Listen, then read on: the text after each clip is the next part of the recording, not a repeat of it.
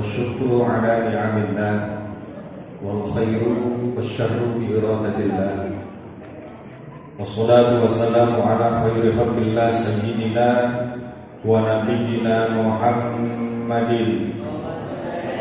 سيدنا ونبينا محمد ibni Abdillah alladzi la nabiyya wa la rasula ba'da. Itu kok.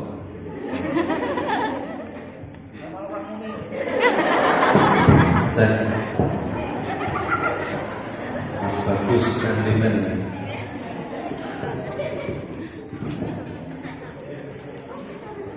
Wassalatu wassalamu ala khairi khalqillah sayyidina wa nabiyina Muhammad ibn Abdillah wa ala alihi wa sahbihi wa man tabi'a rusdah min sa'atina hadhihi ila yaumin nahdur. Faqad qala Allah ta'ala fi kitabil karim a'udzu billahi minasyaitonir rajim. Laqad ja'akum rasulun min anfusikum azizun 'alaihi ma 'anittum harisun 'alaikum bil mu'minina raufur rahim. Wa qala nabiyyuna Muhammadun sallallahu alaihi wa alihi wasallam man ahya sunnati faqad ahabbani wa man ahabbani kana ma'i fil jannah aw kama qala amma ba'd. Ulama anal fudala wa masyayikhun al-qurama wonten karsanipun para alim, para kiai bunyai ingkang tuhu pinabentek saha dahan kehormatan al-akhos dumateng panjenenganipun al-karam Romo Ki Haji Ahmad Muzaki selaku pengasuh pondok pesantren Husnul Masuriyah ingkang kawula takdiri lan kula dherekaken nasihatipun beserta punyai para ustaz maupun ustadzah. Jadi nek ustaz itu jamane asatidz, tapi nek niki kiai neten kitab hak ulai masyaykhuna, kiai itu jamane kuyuh para kuyuh ingkang kula hormati segenap pengurus pondok putra maupun putri yang saya hormati dan santriwan santriwati yang saya banggakan. Semoga malam hari ini kita berkumpul disaksikan oleh baginda Rasul Muhammad SAW, bukti bahwa kita cinta kepada beliau sehingga kita berhak mendapatkan voucher atau tiket syafaat di hari kiamat. Amin ya rabbal. Bicara tentang maulid itu tidak jauh dari yang namanya satu bahagia, yang kedua cinta. Jangan sepelekan rasa bahagia. Niku sing jenenge seneng, maksudnya itu melu gembira saja. Itu punya power, punya energi positif yang luar biasa dahsyat. Jadi jangan sepelekan aku melu seneng, biasa beda. Dalam kitab tafsir Yasin yang dulu sempat jadi kurikulum di kelas 1 aliyah. 1 aliyah tulisan aku itu Siti kaji buatan tafsir Yasin. Embuh kelalen kita kesulitan tinggi. Ada keterangan bahwa paman Nabi, pahlin Nabi niku wonten 12. Paman Nabi ada berapa? 12. Yang terdetek namanya, yang masyhur populer sampai bisa kita dengar hingga saat ini cuma ada 4. Sisanya 8 itu boten populer, boten familiar. Yang 4 itu adalah Sayyiduna Hamzah, Sayyiduna Abbas, kemudian Abu Thalib dan Abu Lahab. Ada yang musyrikin, ada yang muslim. Bahkan si musyrikin ini adalah Abu Lahab, tercantum dalam Al-Quran. Kenal di patokan Pak? Kok Pak? Sobat kejenis santri. Santri, itu santri. Teriak. Entahnya oke. Teriak.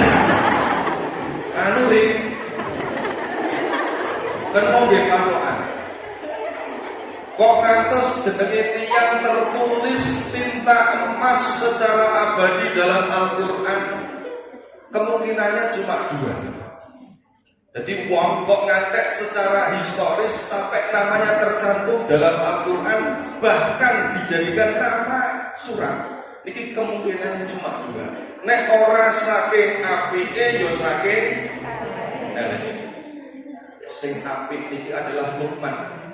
Iki Luqman itu adalah bukan nabi, orang solihin, tapi metode tarbiyah dan takdimnya kepada anak sukses sampai sekarang diadopsi, bahkan namanya tertulis dalam Al-Quran. Contoh sing kala niku adalah Abu Lahab. Bahkan dalam ayat pertama beliau itu disepakati kalau pangeran tabbat yada abi lahabiu wa tab. Tapi pangapunten, meskipun Abu Lahab adalah orang musyrikin, bahkan dalam sejarah Nabi niku beliau si Abu Lahab adalah musuh paling intens, paling represif mengintimidasi Kanjeng Nabi, bahkan Pak ngajeng mateni. Niki setiap malam Senin dan hari Senin dalam satu riwayat siksa Abu Lahab ten neraka niku ibarat kompor dilirep. Jadi suhu nerakanya dikecilkan, direndahkan, bahkan wafi riwayatin di antara jari jemari Abu Lahab muncul gemericik air yang bisa dia minum setiap malam Senin dan hari Senin. Ten neraka niku boten wonten wantah, boten wonten wedang jeruk, kopi, ora ono lemur-alih terus. Iku ten neraka.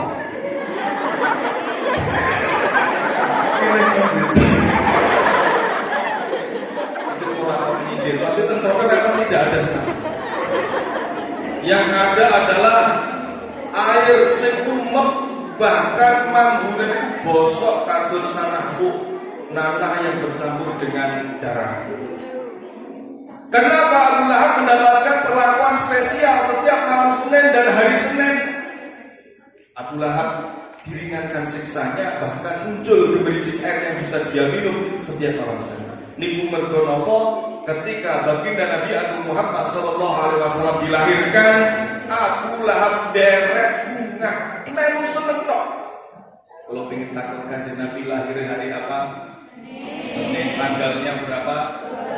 Bulannya apa? Tahun berapa? Tahun berapa? Nek tahun apa kok gajah? Tahun berapa? Santri kok dulu. Baleni iki bawakan ngaji. Kanjeng Nabi lahir dinten apa? Senin, si aman. 100. Tanggalnya berapa? 12. Bulannya apa? Tahun berapa? Tik-tok, 2 juta. Motor pajak. Sedangkan rasio berpikirnya ditolong. Nabi ini akan jadi rasul umur berapa? 40. Terus ngaji ini Mekah pirang tahun berarti itu jadi nabi. Piro? 13 tahun. Berarti berarti Nabi ku lahir 53 tahun sebelum hijriah. 40 tambah 13. Logikanya kayak gitu. Besok kali nek ditakoni kiai ini bae tahun berapa? Gajah. Wes. Piro kok gajah? Iki lho ya. Jam berapa? Jam piro? Kanjeng Nabi lahir jam piro? Kubailal fajri, sebelum subuh kurang sedikit. Saat ini jam 4:15 berarti jam 4 ini kurang lebih setengah. Sallallahu alaihi Nabi Muhammad. Sadurunge fajar sodik Kanjeng Nabi lahir, Suwaibah Aslamiyah nge-share informasi. Di zaman saya aduh HP-nya ketinggalan. Di-share broadcast kasih info kepada Abu Lahab, sayidnya Pak Abu Lahab, ponakan jenengan, anake adik ipar jenengan Aminah telah lahir. Jaler Muhammad senengnya luar biasa. Bahkan mau riwayatin ketika Abu akan Nabi niki ditinggal sedo ibunya, kemudian ditinggal sedo Abdul Muthalib kakeknya. Ini ditawarkan, siapa yang mau merawat Nabi? niku sing pertama ngaco Abu Lahab. Pertama ngaco justru Abu Lahab. Cuma Abdul Muthalib iki pun membaca iki nek Abu Lahab sing ngacung, Abu Lahab niku tiyang sibuk, sugih sibuk kakek gawean. Iki Muhammad ora bakal kecekel, ora bakal terdidik dengan baik. Akhirnya jatuhnya adalah kepada Abu Thalib. Hamzah ditolak karena apa? Sayyidina Hamzah boten gadah putra. Khawatir iki nek ranting anak kedekatan emosional dengan anak kurang paham, akhirnya boten ditampi. Kemudian Sayyidina Abbas anaknya malah kakean. Terakhir, opsi terakhir, dan ternyata setelah dicrosscheck Nabi memang milih monggo. Ternyata Muhammad kecil itu milih Sayyidina Abi Thalib. Ini adalah kelahiran Nabi. Dan ketika bahagia itulah sang Abu Lahab memerdekakan Suhaibah, saya sangat happy punya ponakan baru jalur Muhammad. Sekarang kamu bebas. Ternyata ikut bergembira kelahiran Nabi mawon. Niku nyebabke barokah wong musyrik nyembah berwolo seneng kelahiran Nabi. Niku setiap malam Senin dan hari Senin nerakanya itu dilirep bahkan muncul air. Logika berpikir sing waras. Nek wong kafir bae seneng karo kelahiran Nabi kecipratan barokahe apa maneh awake dhewe khususon santriwan santriwati Bustanul Mansuriyah sing jelas-jelas umat Rasulullah Muhammad sallallahu alaihi wasallam. Kula hakul yakin besok awake dhewe bakal pikantuk sahabatipun teng yaumil kiamah. Amin ya rabbal alamin. Yang kedua, grade-nya naik sedikit. Kalau tadi gembira, cok ora seneng, mung happy-happy kok. Level sedikit naik mahabbah. Dalam maulid tidak hanya ada sukacita, tapi mahabbah, cinta. Nek cinta rodok berat nih. Kaitannya dengan hati saya.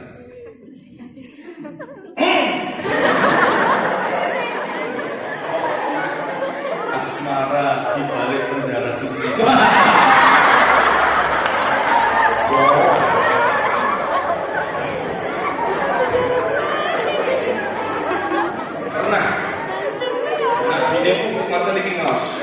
Kanjeng Nabi ngaos dan yang diterangkan jadi sekalian info. Jadi pondok pesantren itu bukan bid'ah. Pondok pesantren itu sunnah. Karena Pak zaman Nabi sudah ada pengajian bahkan pesantren. Cuma zaman Kanjeng Nabi mboten wonten godaan. Jadi para sahabat sing tepi-tepi nek ngaos kali Kanjeng Nabi nyipenge bermalamnya itu di emperan Masjid Madinah. Di emperan. Makanya disebut Ashabus Suffah. Dan saat ini kan komplit, ada 5 unsur pesantren, ada musola, ada asrama, ada kiai, ada santri, kemudian ada kurikulum kitab kuning. Niki zaman Nabi sudah ada pesantren, cuma belum ada godaan Ashabus Suffah. Pas Nabi ngaji, serius sing jadi konten adalah tanda-tanda kiamat, asratus saat, tanda-tanda kiamat. Kabeh sahabat tangis, ya Allah, jebul kiamat itu menggemparkan. Bagaimana nasib kami? Podo nangis sahabat ini. Ketika para sahabat bersedih, mikirkan nasibnya besok ngadepi kiamat koyo apa? Ada satu orang Badui. Wong Badui ini wong gunung. Langsung peninggalan tersinggung, penjelasan tersinggung, lebaran tersinggung. Niki Badui ini wong kampung, mudik tapi memang kurang punya etika, subur.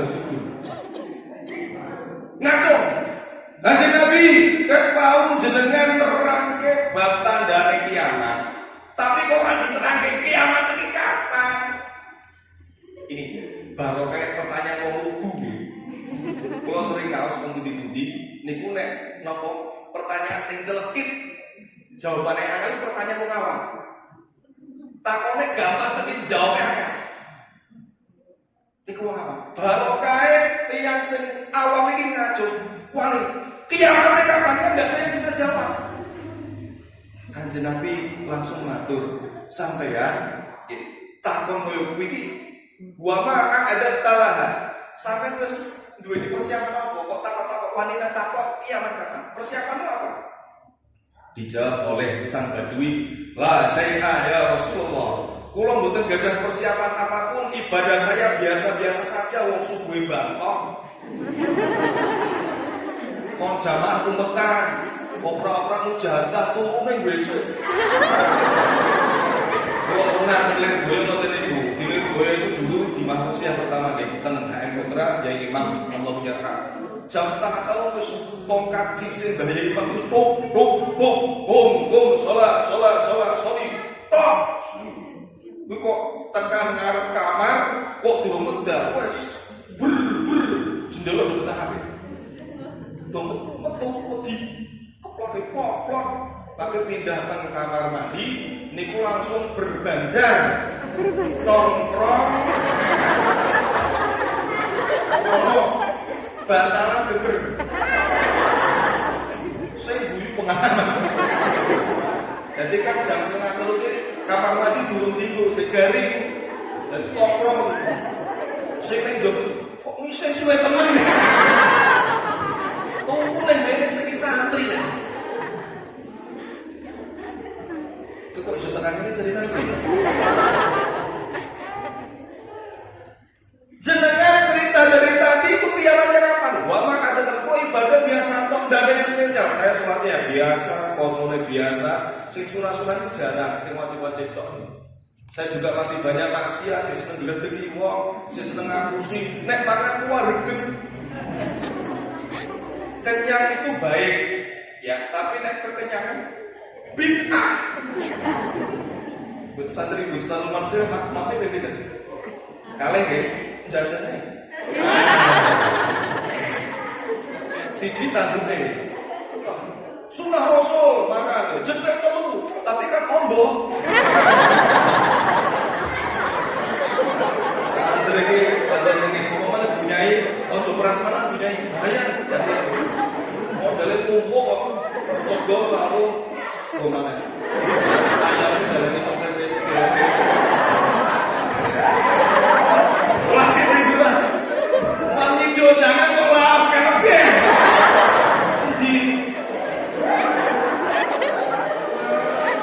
Tidak ada persiapan apapun ya Rasulullah, illa anni muhibbullah wa Rasulullah sallallahu alaihi wasallam. Ibadah biasa, maksiat sekata, tapi teng ati kula wonten mahabbah dhateng Gusti Allah, mahabbah dhateng jenengan utusan Allah sallallahu alaihi wasallam. Jawaban Nabi apa? Spektakuler. Bahkan ini jadi hadis favorit para sahabat. Baru kayak wong bodho takon. Apa jawaban Nabi? Anta ma'aman ahbabta. Wong badui sing ibadah biasa-biasa tok maksiate sing akeh. Mergo sampean duwe meskipun secuil rasa mahabbah kepada Allah, dan aku anta ma'aman ahbabta. Besok teng dina kiamat kumpul karo wong sing mok selirani, wong sing tresnani. Aku berarti penting. Jadi cinta itu tahu membawa power, energi positif. Jadi sampai saya kok senenge Aldebaran. Andi, yo boleh harus. Yang minimal ada dalam hati kita mahabbah pada Rasulullah Muhammad sallallahu alaihi wasallam. Iki baru kayak wong bodho mulane kok tulung ya. Nek wonten syahir sing diprogramkan ketua pondok tak kono. Dulu saya di pondok Lirboyo Ketemaan, sekolah rois. Lirboyo rois pelajaran. Setiap ada mata ngaji pelajaran pondok itu ada kepalanya. Kepala pelajaran. Nanti tugas kepala itu presentasi. Nek musyawarah vakum orang sing takon, niki sing pinter iki, sing pinter gawe masalah sing wong bodho iki tertarik Mas. Cari masalah sing kontradiktif. Itu terpancing kadang-kadang bapak platform sing jawab. Jadi sudah diatur. Karena apa?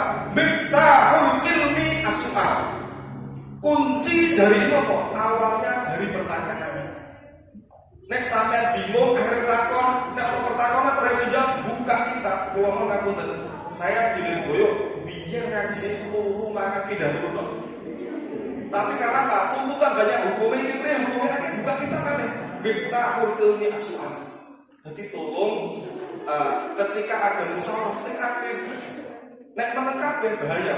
Saya setuju. Niki biasanya memori kitab-kitab lama terpancing kembali untuk dimutolak dengan pertanyaan yang update waktunya. Sallallahu alaihi Nabi Muhammad.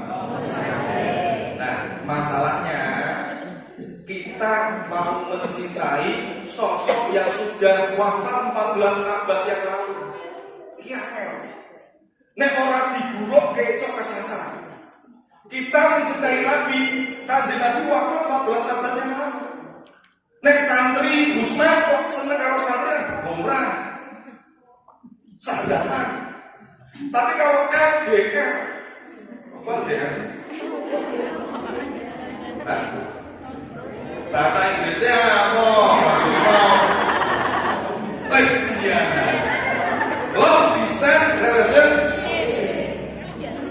Hubungan jarak jauh itu kan noto artinya angkat. Jadi wong wadon santriwati ojo percaya karo santri lanang. Saya sebut. Kono santri lanang ngerayu kau selalu di hatiku.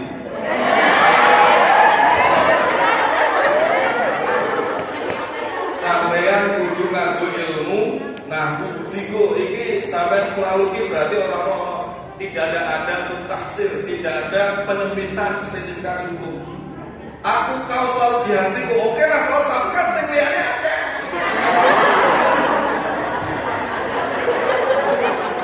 Ngomong kau selalu di hatiku, kau selalu kabeh biasa. Tapi hanya kau yang ada di hatiku sono. Ma fi qalbi ghairuk. Ingat pokok sini. Ma fi qalbi ghairuk. Ini penting LDR itu angel contohnya. Jadi konsisten terhadap komitmen itu lebih berat daripada komitmen itu sendiri. Umat orang ya. Saya pernah diskusi dengan Gus Kafa, putranipun Gus Pak Yai Saiful Bahri yang kemarin ibunya meninggal itu. Gus, saya ingin tahu di Pekalongan angka perceraian berapa Gus? Dibalik tanya dia. Nah, saat durungi pandemi, mau saat hari pandemi. Loh, itu tak beda. Sebelum pandemi, niku angka perceraian di Pekalongan mencapai 1.200 tiap tahun. Berarti sebulan itu 100 perceraian. Nek pada pandemi Gus, pada pandemi meningkat menjadi 2.000 kasus. Jadi grafik rondo. Istirahat langsung. Neng rokok ora tak segar.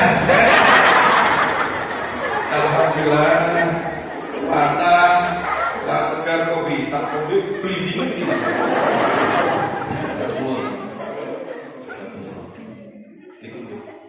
Saya tanya akhirnya, itu domain terbesar apa? Faktor yang jadi faktor domain apa? Kebanyakan orang-orang gunung karena nikah muda, dipaksa nikah muda, akhirnya emosi masih labil, cerai. Yang kedua, pesisir paling banyak. Kasusnya apa? Sering ditinggal suami. Lagi LDR, jablay, jangan di jodohkan. Lah awake dhewe Pak tresnane Kanjeng Nabi sing jarane 1400 tahun yang lalu nek ora diburukke karo Pak Kiai Zaki cok kesasar. Maka punten saya itu banyak yang ngaku sunnah, ahlu sunnah, aku sunnah, tapi kelakuan ora penuh contoh. Ada yang menafsiri ayat boten ngaos iblis kali Pak Kiai Zaki sih. Fi wujuhihim simahum fi wujuhihim min asari sujud. Jadi ada keterangan bahwa tanda-tanda fisik dari orang-orang di sekitar Nabi para sahabat adalah di wajah mereka ada bekas sujud. Ini kaum Islam ekstrem kanan, sing fundamentalis tekstual, radikal. Ini maknani ayat Quran mentehan apa anane. Jadi berarti neng wajahi para sahabat bahkan Nabi sendiri ada bekas sujud. Ada kok balapan sujud. Betul kan cuma gampang Mas, Pak Jokowi gampang. Sampai makan Jumatan, keri ojo bawa sajadah. Sembahyang ini mafi. Insya Allah.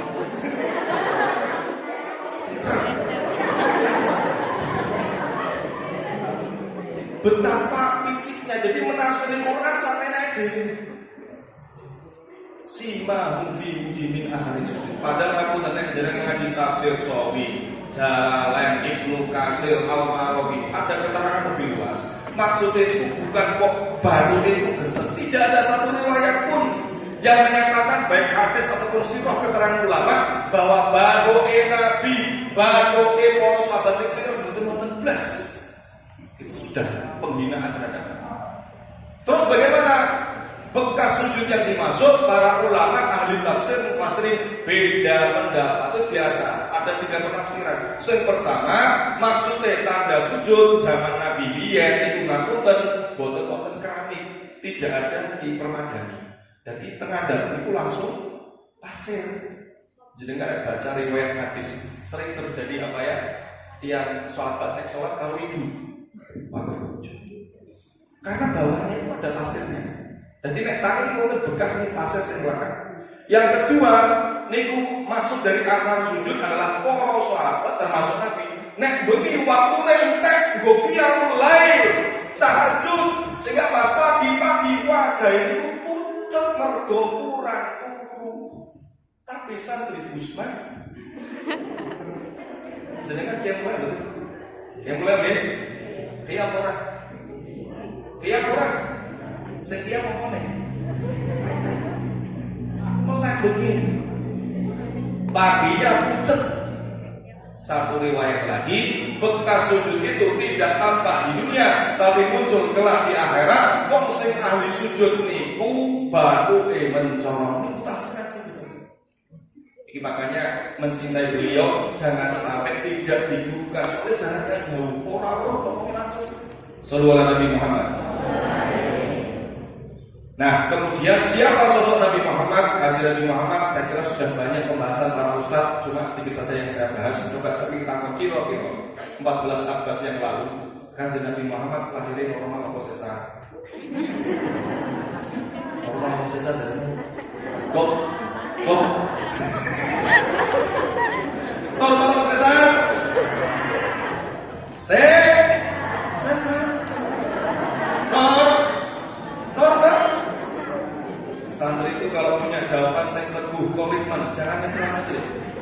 Besok malaikat mungkar nakir takoki ping 3. Nek sampean kurang teguh imane, bingung. Man rabbuka? Allah. Man rabbuka? Lah sapa? Di kertas langsung bingung. Kanjeng Nabi lahir normal apa sesar? Sesar global. Sesar jos. Dalilnya mana? Pak, kan 14 abad belum ada teknologi bedah. Oh langsung ngaguni dalil kitab Nihayatul Zen. Ada keterangan wa an ba'dil muhaqqiqin annahu sallallahu alaihi wasallam lam yulad minal farji bal min mahalin futiha fawqal farji wa tahta surah wa tahta min sa'atin mudeng kurang lebih. Nek cara teng pondok niki Kanjeng Nabi keterangan ba'dul muhaqqiqin, Kanjeng Nabi dilahirkan bukan dari saluran kelamin, tidak. Salah total. Terus dari mana? Bal min mahalin futiha fawqal farji wa tahta surah. Jadi keluar dari bagian perut, di atas kelamin, di bawah pusar, bahkan sobek sendiri. Dan wa ta'ama min saatih. Berkanjeng Nabi lahir jebrol posisi sujud niku bolongan rapet piyambak normal seperti sedia kala, tanpa bius, tanpa suntik, tanpa jahit, tanpa dermatik. Dilim. Barokah ngaji mulutan malam ini. Oh, Kanjeng Nabi lahirnya saya. Bahkan seluruh nabi sing jumlahe 124.000 kabeh niku sesat sedaya. Iki pemahaman ya penting ini. Mulane teng Quran disindir, hal yastawil ladina ya'lamuna wal ladina la ya'lamun. Apa padha wong sing ngerti mergo ngaji karo sing ora ngerti mergo ora ngaji. Beda bengi iki alhamdulillah ngerti Kanjeng Nabi lahir sallallahu alaihi Muhammad. Lam yatalim qattu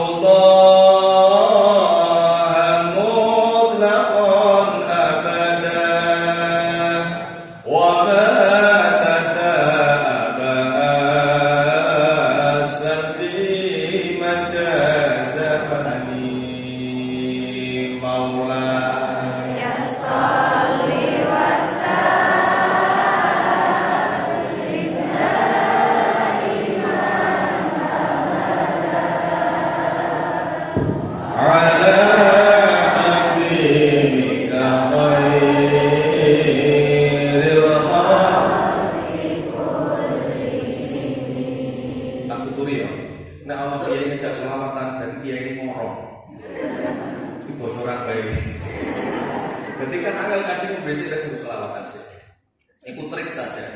Utawa buka jam biasa iki klaten. Oke, kata-kata buka jam padahal mumet. Lam yahtalin waktu Tuhan mutlakan abadah. Saya tanya, saya ngajar di SMK Ma'arif Kajen, Ma'arif Anterto juga. Tak takut di cahta saiki. Sebutkan mukjizat Nabi, bingung nggak mas? Quran, kemana? Belah-belah, kemana? Kemana? Kemana? Mumpet. Ada mukjizat kata. Dan ini termasuk ada 10 mukjizat yang dibuat band. Seandainya itu sampai hafal, apalagi ditulis di rumah, umai aman saking kebakaran, tanah longsor, maling kapok. Ini yang saya bacakan ini. Tapi tidak saya sebut semua. Kurang sungguh. Lam yahtalin qattu Tuhan mutlakan abadah. Kanjeng Nabi seumur hidup orang tahu mimpi basah. Seumur hidup. Wah biasa dijaga dari hadas besar niku ikhtilaf.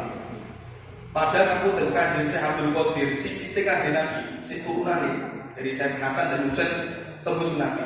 Niku mondok pertama teng Irak Baghdad diterkale Nabi Khidir. Ujian pertama Syekh Abdul Qadir mondok niku semalam ngimpi basah ping 40. Remuk dhewe. Syekh Abdul Qadir ya wong waton ra mudeng rasane ora. Kita tidak. Wa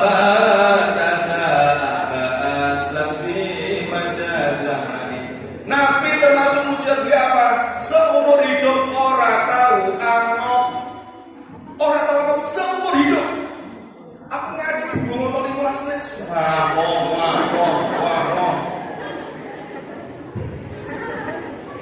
Padahal kemarin snack nih.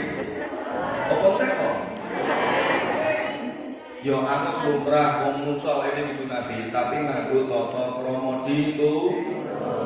Kenapa hembusan udara hasil metabolisme dalam perut ini adalah gas berbahaya CO2 asam karbonat.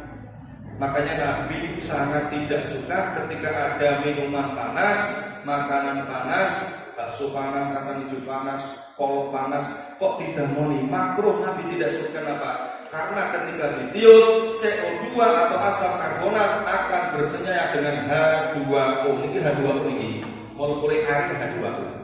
CO2 nempel dengan H2O akan membuat semacam mukolat atau senyawa. Jadinya H2CO3. Ini udah terurusnya namanya asam karbonat. Asam karbonat nek minum terus mergo sampean sithik-sithik panas dan moni berpotensi kena penyakit stroke. Mulane panas ampun dan kipas mawon. Terus minhu tawabu falan tarab wa ma waqa'at dubabatun abada fi jismihil hasani maula.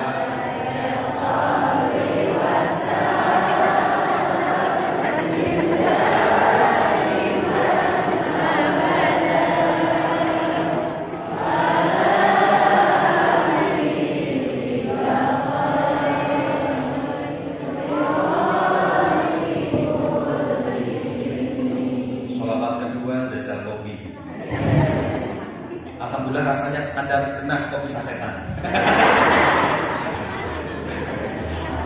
Kalau niku nek ngalem bojo kadang-kadang bojo malah nesu. Punya iku kiritan. Mah kopine tok mau. Iya karep sasetan. Nek gawene dhewe malah main. Yo sasetan kok malah nesu. Dialem malah nesu. Kemudian Nabi apa? Nabi niku lakukan nek melampahkan begini. Seluruh makhluk bahkan binatang yang ada di hadapan beliau semuanya takdim merasa nyaman, merasa comfortable, nyaman. Orang domba itu orang turdi. Jadi makhluk domba jangkrik, tinjem, temu, uti-uti ngerti-ngerti. Kanjeng Nabi lewat, semuanya takdim, anteng tidak ada yang terusik. Ini bukti ibrah buat kita Bapak. Rahmat Nabi, kasih sayang Nabi niki tembus lintas makhluk. pelajaran yang bisa kita petik awake dhewe iku dadi wong kudune aja dadi penyakit masyarakat. Kalau bisa membawa manfaat. Niki kan Nabi lewat kemah-kemah duatan. Awake dhewe ngapunten mulai ngaji paten kamar jangkrik ini. Sampai kresep meneng jangkrik. Terus karo santri. Terus moto awak nyekel walang nggih bupakan mau. Wis cicit. Soalnya kakek dosa sih. Ini humor. Makanya saya kalau asal-asal, ya asal-asal aja, asal-asal piring bekas makan, bekas wetan ini, tak cek dulu, ono semute ora. Saya setuju. Nah ono semute bisa nih, aku langsung diganti enggak mas? Saya setuju. Karena apa? Satu tetes bagi kita sedikit, tapi bagi semut. Gelombang tsunami. Bisa saya setuju. Apa mana saya masak mie santri biasa masak ini. Mie goreng duduhe kan ora ngaku.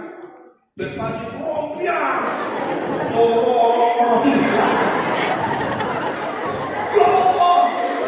Terus semute ndomo. Hamba terdolimi santri Ustaz maksudnya. Ini wes mesti dijawab nih.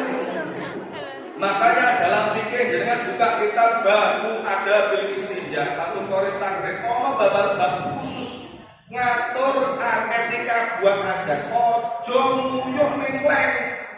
Sampai segitunya Islam peduli pada lintas makruh nguyuh di pas leng. Peloban. Sampai kan mah di pas ke.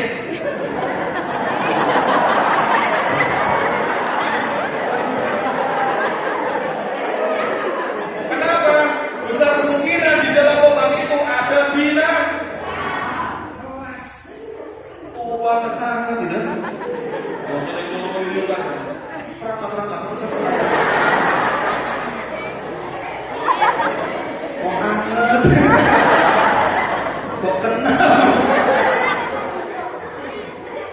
Bahkan apunten Umar bin Khattab khalifah kedua mertua Nabi prestasi ibadahnya ra iso di pandang awake dhewe derek perang wis pirang-pirang modali perang wis pirang-pirang salat ewonan rakaat tapi beliau masuk surga dijanjikan masuk surga kenapa? Cuma pernah merasa iba kepada burung uskur manuk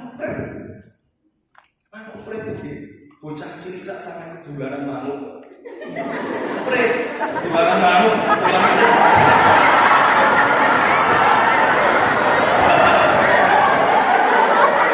Rasa jojoane padha bae.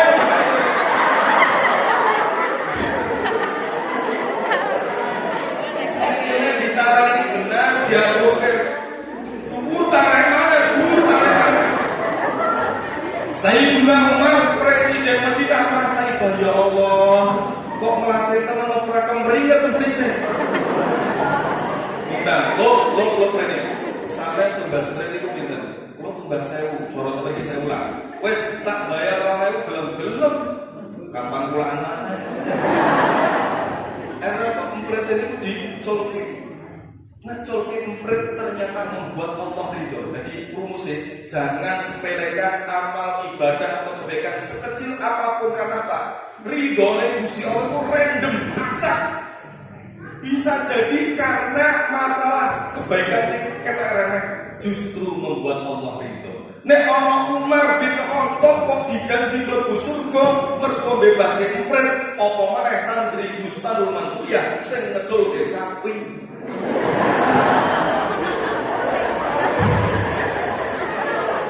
Hampir sampingnya diri, hampir sampingnya wah maling jenenge. Sallallahu Nabi Muhammad. Terus waqa'at dubabatun abada fi jismil hasani. Termasuk kemuliaan Nabi, mukjizat Nabi. Seumur hidup awake Kanjeng Nabi ora tahu dipenceloni laler. Ora tahu seumur hidup.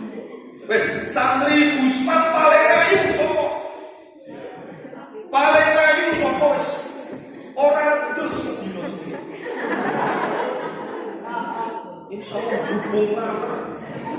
Tur laler ijo.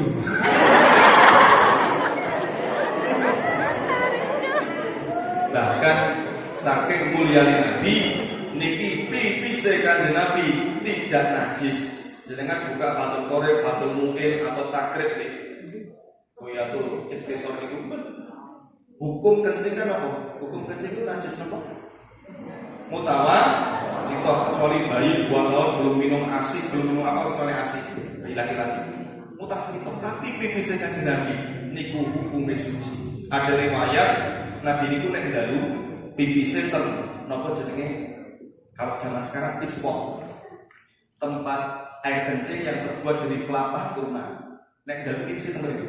Maka diwadahi darahnya dekat dengan tempat tidur beliau, buahnya injak.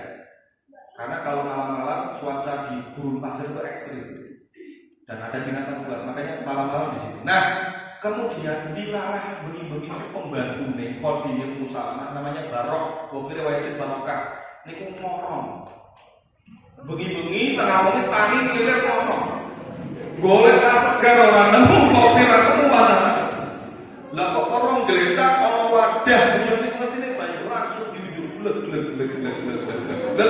Delake maneh ngenjake Kanjeng Nabi kotak niki kok urung tak blok wis entek.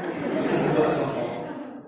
Ummu Salamah matur, ngapunten Kanjeng Nabi, pipis jenengan mau dalu secara tidak sengaja diminum oleh Barroh pembantu kita. Apa jawaban Nabi? Satu riwayat mengatakan Barroh tidak akan sakit perut selamanya. Wa fi riwayatin ukhra ada yang mengatakan Barroh ora bakal kena sengatan api neraka. Jadi pipis Kanjeng Nabi nek dipunjuk dheweke haram mlebu neraka. Lah nek pipismu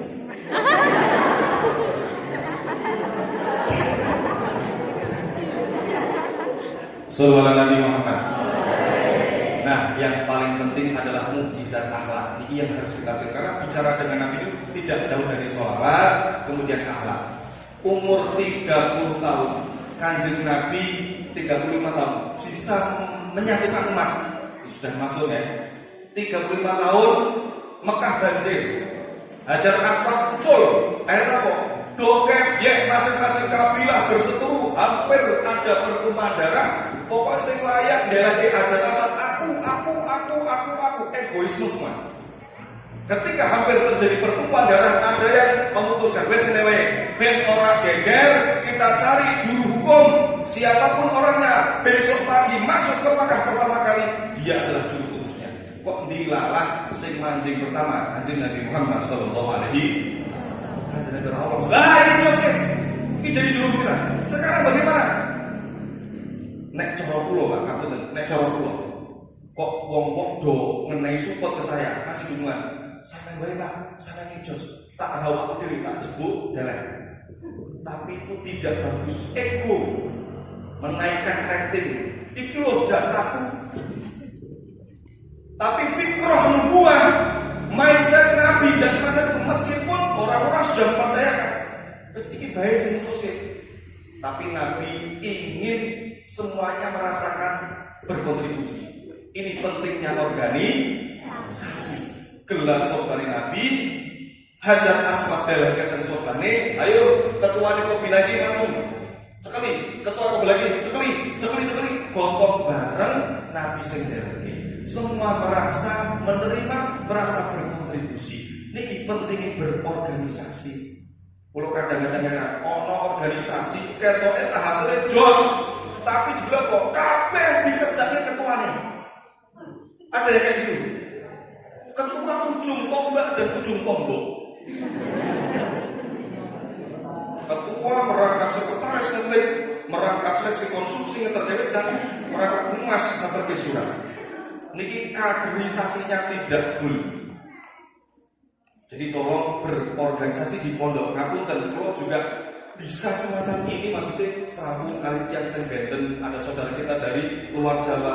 Ini jasa pesantren. Tepuk tangan untuk Gusman. Tepuk itu ada semacam ini. Jadi ketok SPL tapi apa ya? Nilai edukasinya tinggi. Riyen kalau nek keterkewedan niku dituturi karena kalau juga apa kita paham. Lah kan ono sing seksi konsumsi, ono sing khotbah, ono sing dadi pembaca. Niku nglatih ngeterkewedan ten kiai.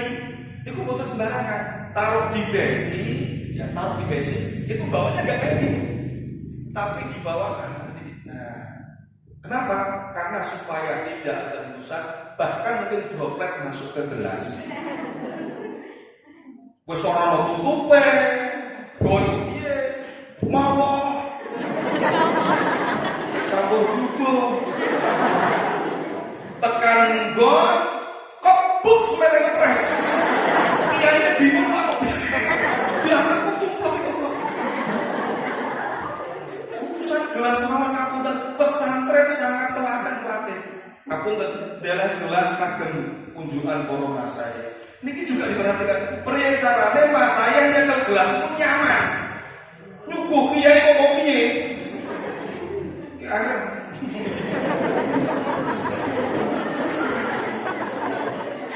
Lah ini fungsi berjariah. Paring sedotan langsung saya dan sebagainya. Ini di pesantren. Kemudian dari peristiwa itu usia 35 tahun Nabi mampu menjadi paku. Lorien Lirboyo pikantuk nasihat saking almarhumah bagi Abdul Aziz Mansur. Beliau itu pengasuh Lirboyo juga pengasuh pondok pesantren Pacungkuan Jombang. Pesan beliau sangat mendalam sampai di hati saya. Le nancung dadio santri koyo paku. Tahu paku ya? Fungsi paku apa? Menyatukan berbagai elemen yang berbeda. Paku niku dawuh ku nyambung mau saking Abdul Aziz Mansur. Nyambung blandar segede. Ada usuk blandar karo usuk madhep itu. Nek blandare mujur ngetan lho, usuk mujure itu kan. Blandar karo usuk madhep padha ya ora dadi gendeng. Kados niki korek kalih. Itu yang menyatukan paku.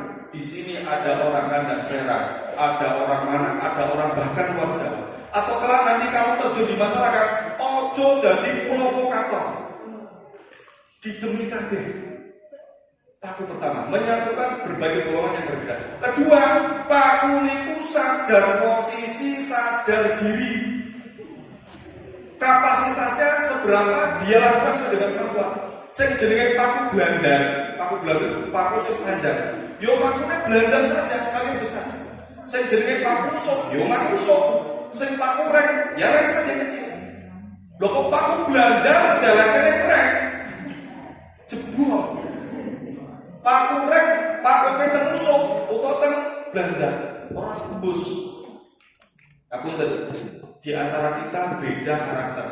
Ini penting organisasi ini.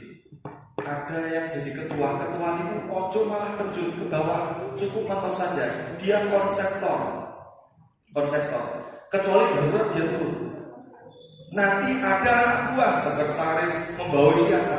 Jadi ojo ketua langsung turun ini tidak profesional. Nanti sampai pahami ya. Ada dua karakter beda. Coba di antara kalian, Mas, Mbak, apakah kalian seorang pemimpin atau justru seorang pakar? Sampeyan bisa kira-kira nyopik calon pemimpin atau pakar. Kalau pemimpin adalah sosok yang sedikit tahu tentang hal yang banyak. Mungkin kurang tak baleni. Pemimpin itu tahu sedikit tentang hal yang banyak. Tapi nek pakar tahu banyak tentang hal yang sedikit. Ki mantek. Tak baleni. Nek pemimpin itu tahu sedikit tentang hal yang, tapi kalau pakar tahu banyak tentang hal yang maksudnya beri.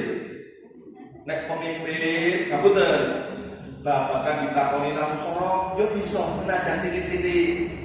Ditakoni alfiah ya mudeng, muga dhewe tok. Ola Muhammadun wa maliki Qur'an bulung.